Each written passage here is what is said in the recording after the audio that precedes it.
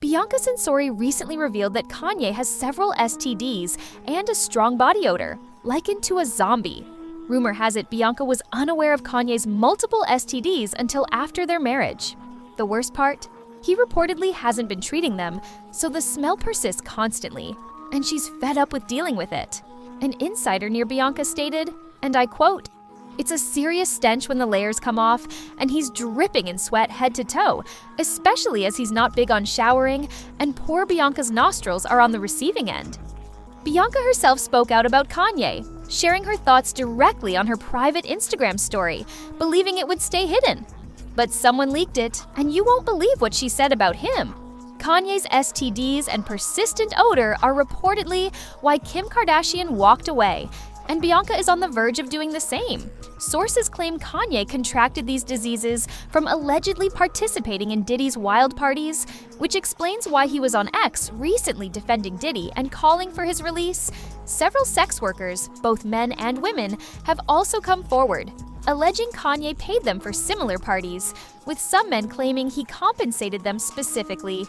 You might wonder why Bianca is speaking out now, after enduring Kanye's public humiliation and being dressed up in bizarre, party-inspired outfits. Word is, her decision ties to Terrence Howard's recent interview exposing Diddy's attempt to proposition him. Bianca initially doubted anyone would believe her, especially with the Diddy case losing attention. But Terrence's positive reception for sharing his story inspired her to reveal what she's been through with Kanye. And let me tell you, it's strikingly similar to what Diddy allegedly did to his victims. For those unaware of the interview, Terrence recently disclosed that Diddy tried to make a move on him. He said Diddy's assistant reached out, inviting him to Diddy's home at night to discuss a supposed acting coach role for a film project. But when Terrence arrived, Diddy showed no interest in discussing the movie. Instead, he was focused on trying to charm his way into Terrence's personal space. Once Terrence realized what was happening, he cut contact and never returned to Diddy's house. Did you ever have the opportunity where you got invited and you said no to it? Hell yeah. What was the consequences when you said no? Puffy invited me for weeks, asking me to come and teach him how to, wanted me to be his acting coach for a while. Go there and he's sitting around just looking. I'm like, okay, what's the material you want to work on? He's just looking at me. Then next thing you know, okay, hey, will you help me? I want to hear your music. So I come over there and I play the music. And he's sitting there, just looking at me, like waiting. Okay.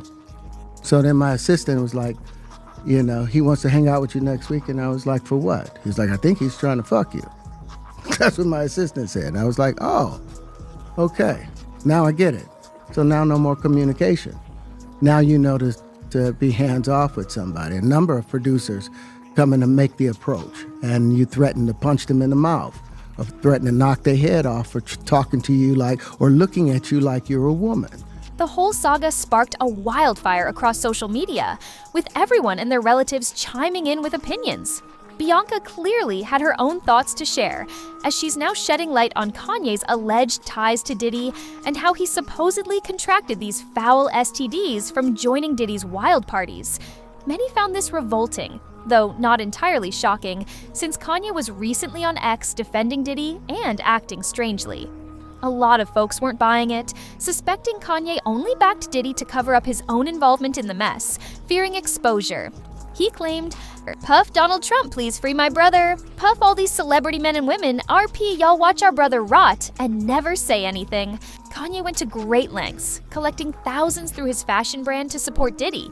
After raising the funds, he attempted to transfer them to Diddy, only to be informed that Diddy couldn't accept any contributions. "I just found out that Puff is not allowed to make or collect money while he's locked up, so I'ma send his half of the money to Justin. Just for clarity, they trying to make an example out of Puff. Me and my brother had our issues, but these white people trying to use Puff to scare, I'm neither scared nor brave. This just me." As for the specifics of Kanye's alleged role in Diddy's parties, things are still murky since law enforcement hasn't dug into him the way they have with Diddy. That said, a few individuals have come forward with wild claims about what Kanye supposedly did to them. First up is his former assistant, Lauren Pisciotta, who accused both Kanye and Diddy of assaulting her together in a recording studio a few years back. She said they invited her to hang out while they worked on some tracks, and since she was Kanye's assistant, she didn't hesitate to join. But then, they allegedly spiked her drink. And after a few small sips of the beverage, she suddenly started to feel disoriented, and she felt less in control of her body and speech. Lauren Pisciotta shared that, despite the trauma, her memory of the incident was foggy for some time. She knew someone had violated her, with visible signs of forced penetration, but the details were unclear. Then one day, Kanye casually mentioned hooking up in the studio, which confused her because she was certain she hadn't consented to anything with him. That's when it clicked.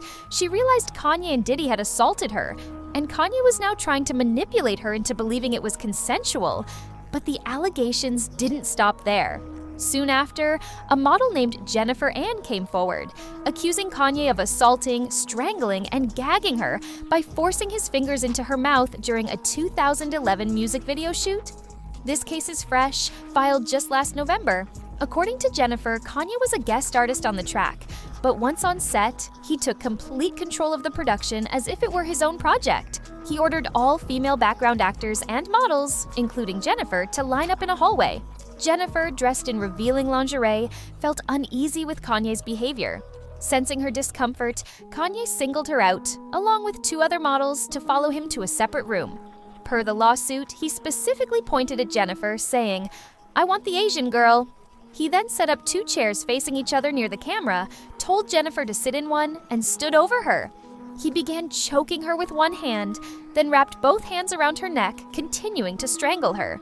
He smeared her makeup by covering her face with his hands, then forced several fingers down her throat, moving them in and out to mimic a violent act.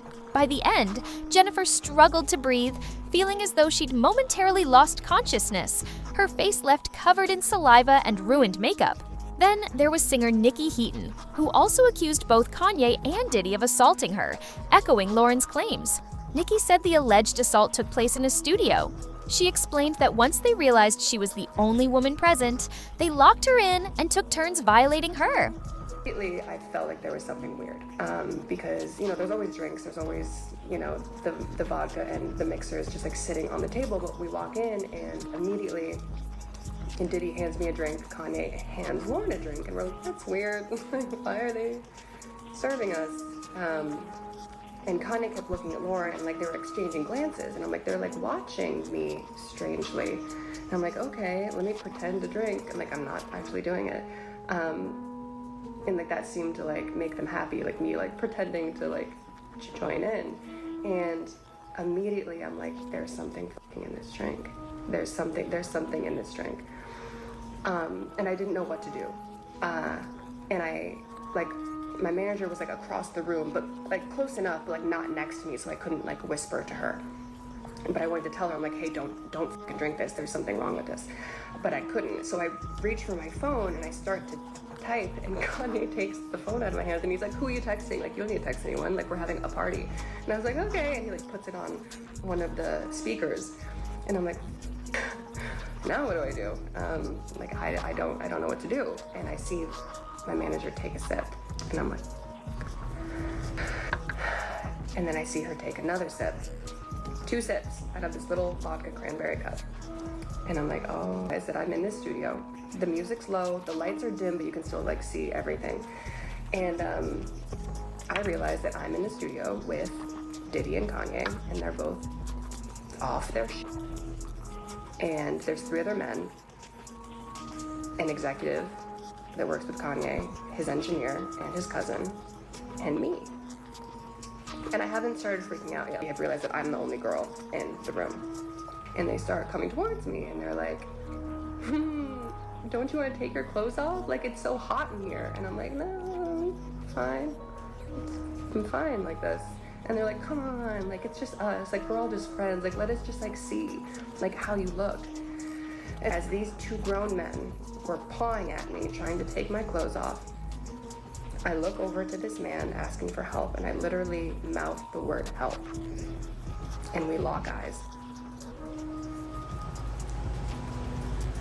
And he looks away.